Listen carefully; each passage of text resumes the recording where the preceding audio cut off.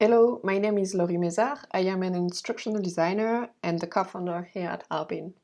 So today I'm going to walk you through the student interface. So this is what students see when they log in. As our platform is tailored for project-based curriculum, the accent is put on the current projects, right? This is what we want students to focus on as they log in. So I'll come back to the rest of the interface later on, but I just want to dive right into what's a project. So a project is made of a subject, supported and introduced by objectives and a quick summary. There's a timeline. A project has a start date and an end date. The end date is non-negotiable. Students won't be able to upload their work on the platform after the end date. As teachers, you can manually give extensions to some students, but the deadline initially are set for the whole class.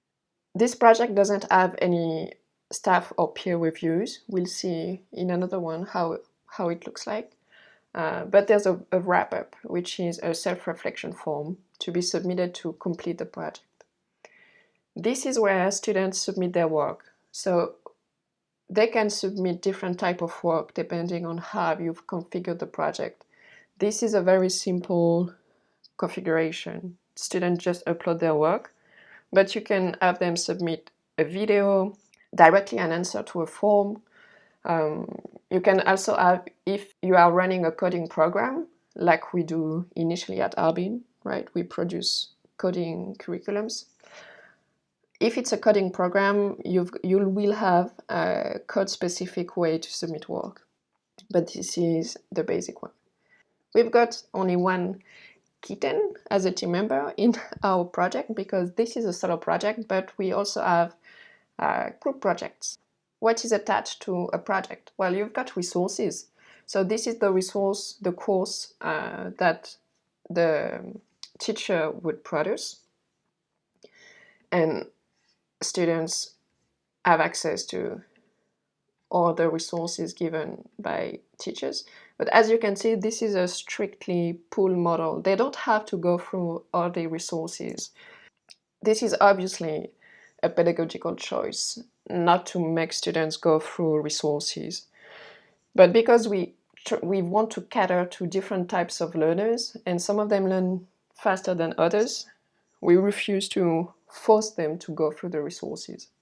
So course types are resources that are unlocked at the beginning of a project, but we also have debriefing types of resources, which we don't have one here, but it's basically a course, but that's unlocked only at the end of the project. So we use debriefings to give generic feedback to the whole class, like to present the most commonly found mistakes on top of the staff reviews that we do. Quizzes, what are they? Well, they are, as you'd expect, multiple choice questions that students can answer. They can retake it as much as they want. We use quizzes as self-diagnosis tools so that students can quiz themselves and see where they are stuck on a project. As a teacher, you have access to the answers given to quizzes, so you know what part of the project students are struggling with, and you can have remediation. So you've got the subject. This is your project guidelines, right? So this is a project split into exercises because on top of doing projects, we also do some days with a series of exercises as part of our coding curriculums. But it's up to you if you want to split your project into exercises or as a whole project. Then you've got the community section. Because we make heavy use of peer learning, we want students to ask themselves questions and to help each other before they even ask their teacher. So they can share resources that help them solve projects, or they can ask questions. So if you're familiar with the Stack Overflow interface, you'd recognize it. Again, since we come from a coding background, this is our inspiration. But basically, a student will ask a question, Other students can either give an answer or ask for clarification. And once several students have given answers, the original poster can pick a right answer. So the point of having a community section is to have students solve their own problems. Though, of course, even a teacher can answer those types of questions. Right, so let's see another type of projects. So when students click on projects, they have access to their subscribed modules. So modules are made of projects. That's how you structure the learning journey. You use modules. So we were inside list. Let's see the loop project. Oh, we've got more stuff here. So we can see that this project has more happening than the other one. We've got a peer review and we've got a staff review. Let's see what they look like. So the peer review has already been done. So 2 peers have been matched by the platform and an appointment has been set up. They have met, they have filled the form together and submitted it. So the way we do it on our programs is we write the scale for the staff review, like what students will be evaluated on. And then we just clone that scale, set it up as a peer review as a date a couple of days before the end of the project, and students will be matched automatically and have an appointment to do the review together. So this is how we use it, but you could have a final review done by peers. You can have a final review done by staff or by the student themselves. Basically, you can have as many reviews as you want during and after the project, and you can have them give points or not. It's up to you if it's purely formative or if it's also summative. As you can see, because this project is over, students cannot upload their work anymore, but they can download what they submitted. And we've got a staff review that's pending, and it corresponds to the action we see here. That's the pending staff review. The appointment has been set up, but the review has not been done yet. So it's written as an action. Let's see. I think we have here a group project. Yes, so this is a group project, and you decide if you want students to be able to do their own group, or if you want to upload the group constitution, or if you want this to be done randomly. The platform handles it for you. So again, this is an upload type of project. So students can submit their work several times. As long as the deadline has not been reached, they can upload the work again and you have access to it. And we keep the history. So we've seen most of what projects are. Let's see now what we have in the sidebar. So students can see the classmates with their teachers and admin, and then they can access the profiles of other students. So we can see their current project, who they work most often with. The trophies are a gamification feature, so they are achievements.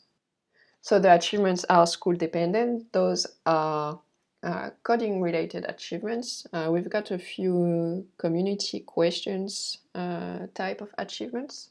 We are looking forward to adding more as we develop the gamification features more.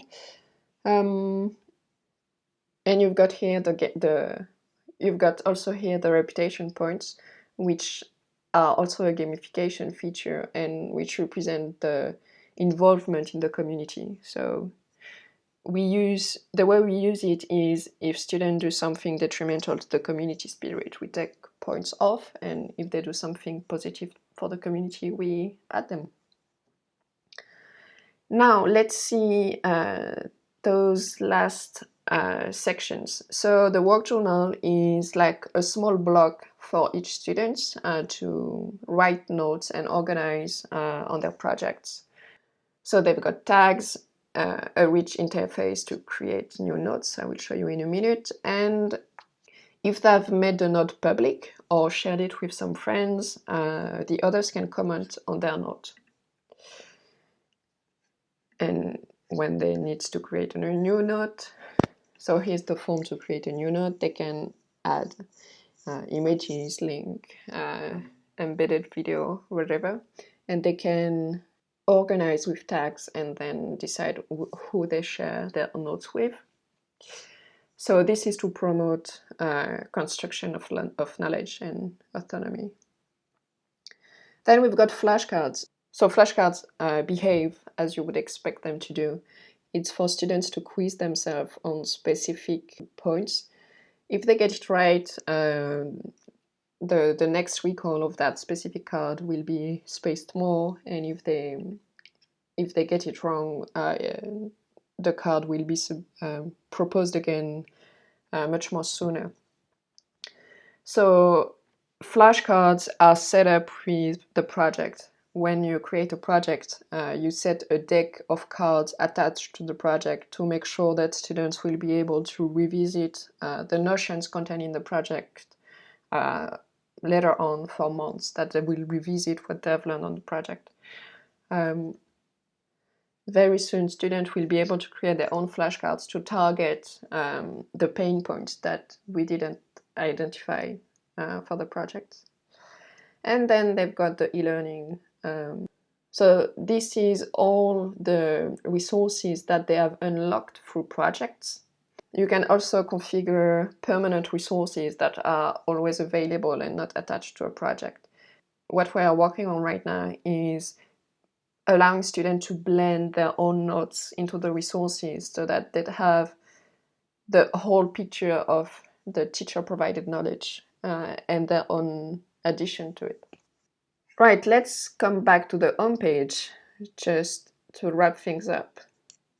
So we've talked about the actions. It's the appointments students have or the self-reflection to be filled.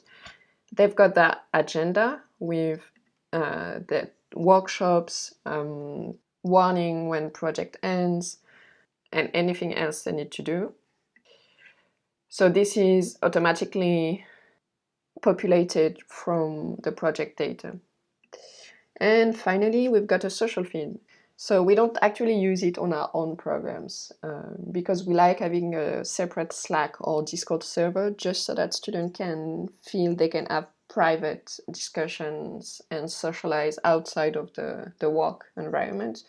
But you can make use of this space to have conversations that are not directly linked to a project.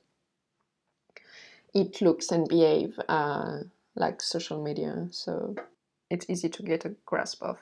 That's it for the platform. Some details maybe I can show you. Students can configure the notification. They decide how they want the platform to interact with them. They can reset the platform and change time zone if you have students who are not from the same part of the world. You can hide that if you want a cleaner interface, and that's pretty much it. We have a lot of features coming up for gamification and enhanced engagement, but this is really the core of the platform. If you've got any questions or if you want to see the admin interface, you can book a meeting with us with no problem. I'd be happy to chat about your programs with you. Thank you for watching.